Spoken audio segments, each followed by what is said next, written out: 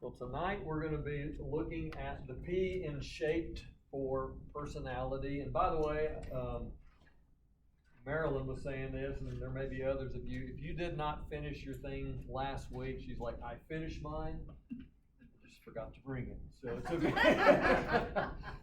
That's okay, but keep on. If there's homework or something you don't quite get finished, please do the extra work. Take a few extra moments at home sometime. Here in a few more weeks, we're going to actually start taking all these little pieces and try to put them together into a unified whole. So if you're missing a significant piece, it's going to be difficult to put it together. So just if you could do that, that would be great. Tonight we're going to be, as I said, looking at personality, and I thought it'd be significant to start off because this is kind of a how do you define what a personality is, that sort of thing. So I'm separating out a few different words here. The first word is just simply personhood. Tom, if you can get a couple of those over here. There should be a few more handouts. Hope we don't run out. Personhood is different than personality. Personhood is just something that every person has, and in that sense, it is not unique. It's the sense that all people are created in the image of God. They have inherent value because of that. We're created in His image. And so if you happen to be a person, you have personhood. It's something that makes us distinct from animals. We don't think of animals, though I know some of you talk to your pets as if they're people. They're pets, and we know that, but I talk to my cats too, by the way. Yeah, but you hear your cat talk back. I do hear him. She says I'm awesome. But anyway, so just recognize what that simply means, personhood.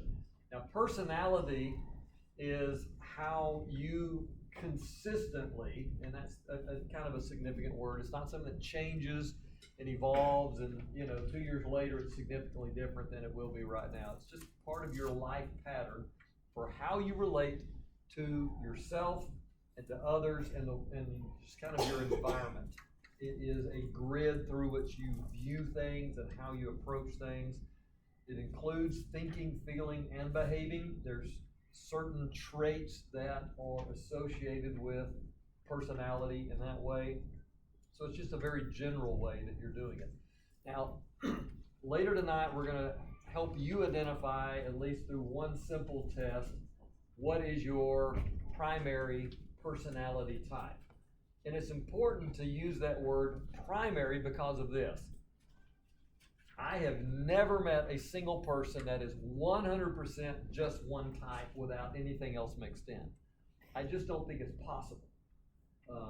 We are a conglomeration, and it's more of a tendency here. Now, you may have one of these areas you have nothing on, but if there's 4 basic types like what we'll be looking at tonight, you will have some likely in each one of these categories. Some may be almost very close as far as weightedness, and some maybe have very little, but just keep that in mind. Every personality has strengths and weaknesses, and we can talk through those in just a second. There's really no right and wrong personality type. It's just what you have, and I believe it is something that God gifts you with. It's a part of your makeup, and like I said, since it's not right or wrong, it's okay to be like an introvert or an extrovert. God uses all of them. There's not a right or wrong in that way. Now here's a couple of examples of a personality type. Let's say a person is very analytical, and in some of the tests that would be called a melancholic personality type, but just typically are factual driven. They want to think very rationally about things, and that's the strength. If you need something researched, if you need details on something, often they're pretty creative, believe it or not, just because they're always thinking of different things. But when it comes to decision making, they can be very sluggish and slow. They want more information. Because of their personality, they're always needing more so they can make, in their mind, a good decision. Now, some of you are already, I can tell, married to someone like that, or your friend is like that, and you're like, yes, they cannot make a decision. But you fail to see the strength of that and realize when you need someone to balance the checkbook, you want that person doing it, not the person who could care less. So there's strengths and weaknesses in that. The sanguine are more extroverted personality. They love to be around people. That's a strength. They build relationships. That's a strength. But depending on the job, if the job they're in or even ministry they're in requires details, it's not going to happen.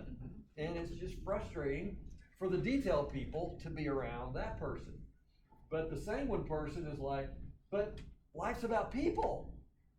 And it's kind of hard to argue with that, but it's like, well, people is what makes church hard, right? If it wasn't for the people, church would be a lot of fun. You can quote me on that, but yeah. Now, temperament is related to personality, but it is a little bit different and distinct. The personality is focusing on why you do what you do. A temperament deals more with how you do what you do in a very specific situation. So given a certain set of situations you happen to be in, your temperament is going to be played out in addition to your personality. So let me give you a couple of examples that might help. The cleric person is the driver, if you do use the disc version, just real take the hill kind of people. Now, their personality is take the hill. I've got to take the hill. Whatever the mission of the company is, whatever the mission of the church is, or their particular ministry area, they will take the hill. How they take the hill is going to be their temperament. Are they going to do it alone or with some other people? Are they going to include other people? Are they going to coerce people? Are they going to persuade people? Those are two very different words. And your temperament can play that out a little bit. But when it's all said and done, their choleric personality they'll get the job done. It's how much damage are they going to do or how much team they're going to build getting up the hill kind of thing. Go back to the same one, the extrovert type. They'll be the ones saying, man, we've got to do more fellowship. We need more fellowship groups. We need to be in the community. We need to let the people know we're here. We need to just be around people. Now, how they do that, their temperament will be determined, is this going to be more community? Is it more in-house, out of the church, community group settings? And it's just going to have some different temperaments and nuances to that. Now, the main one I wanted us to see as distinct and different is character. Because it's easy to say, well, this is how I am. Well, there's personality. Your character should develop over time into ever-increasing Christ-likeness. There's no right or wrong personality. I'll say it bluntly. There are right and wrong character traits. Being a mean jerk is not a personality. That's unlove and immaturity in your spiritual life. So it's important to separate character from personality. I like to word it this way. Character is about dispositions of the soul.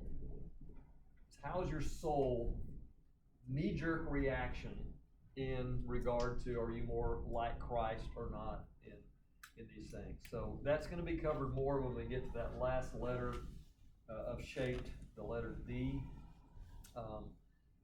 Here's a different way of saying it.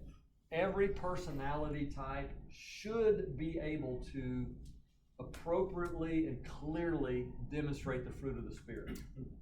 Doesn't matter if you're introvert or an extrovert, a task-oriented person or more people-oriented person, whatever you're doing, love, joy, peace, patience, kindness, those things shouldn't evaporate or be dependent on your personality.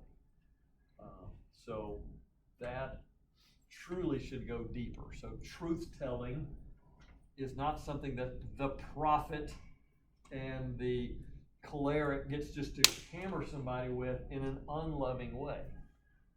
That may be your personality type, but it is bad character.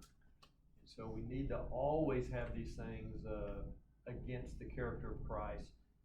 Humility should be something that is evident in all the personalities for us as Christ followers. Love, and so on. Now, there's several personality tests that you can get online. And yes, Joe?